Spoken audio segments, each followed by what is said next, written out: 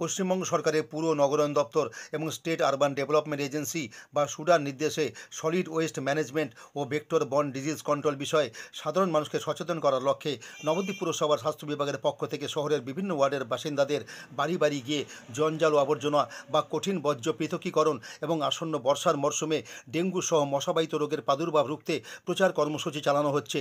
এই কর্মসূচির অঙ্গ হিসেবে মঙ্গলবার দুপুরে নবদ্বীপ পুরসভার ৮ নম্বর ওয়ার্ডের বিভিন্ন অঞ্চলে বাড়ি বাড়ি গিয়ে বাসিন্দাদের এই বিষয়ে সচেতন করলেন পুরসভার স্বাস্থ্য বিভাগের নোডাল অফিসার তাপস খায়ের নেতৃত্বে পুরসভা জনস্বাস্থ্য বিভাগের দায়িত্বপ্রাপ্ত কর্মীরা।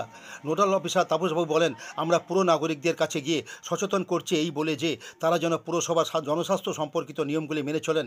ইতিমধ্যেই শহরের 8টি ওয়ার্ডে এই ধরনের কর্মসূচি নেওয়া হয়েছে বলে জানান তিনি। এদিন পুরসভার স্বাস্থ্য বিভাগের এই কর্মসূচিতে অংশ নেন নবদ্বীপ পুরসভার পুর পরিষদ এবং স্থানীয় কাউন্সিলর মিহিরকান্তি পাল। পশ্চিমবঙ্গ সরকারের পৌর ও নগর উন্নয়ন দপ্তর এবং স্টেট আরবান ডেভেলপমেন্ট এজেন্সি সুডার নির্দেশে নবদ্বীপ পৌরসভার উদ্যোগে আমরা সলিড ওয়েস্ট ম্যানেজমেন্ট এবং vector borne disease control programme এই দুটো নিয়ে বিভিন্ন এলাকাতেই সচেতনতার প্রোগ্রাম করছি। ইতিমধ্যে নবদ্বীপ শহরের 7টা ওয়ার্ড 8টা ওয়ার্ডে এই কাজ আমরা করেছি। আজকে আমরা 8 নম্বর ওয়ার্ডে এই কর্মসূচি নিয়েছি। 8 নম্বর ওয়ার্ডে আমরা এটা করছি।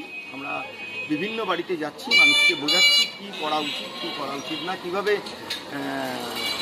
কঠিন বর্জ্যকে পৃথকীকরণ করা উচিত, না করলে কি বিপদ হতে পারে সেই সম্পর্কিত, এবং বর্ষার মরশুমের আগে ডেঙ্গু নিয়ে সচেতনতা।